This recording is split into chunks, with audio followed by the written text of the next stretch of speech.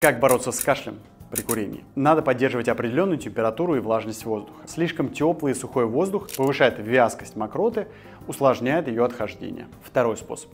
Поменять питание. Быстрые углеводы могут усиливать выработку слизи. Поэтому, чтобы не нагружать дополнительно бронхи, можно и лучше снизить потребление сахарных продуктов. Третий способ – регулярная физическая нагрузка. При аэробных нагрузках организм потребляет большее количество кислорода. Вентиляция активнее легких помогает более быстрому освобождению легких от слизи. Четвертое. Легочный дренаж. Человек лежит под определенным углом, мокрота начинает стекать под действием силы тяжести. Пятый способ.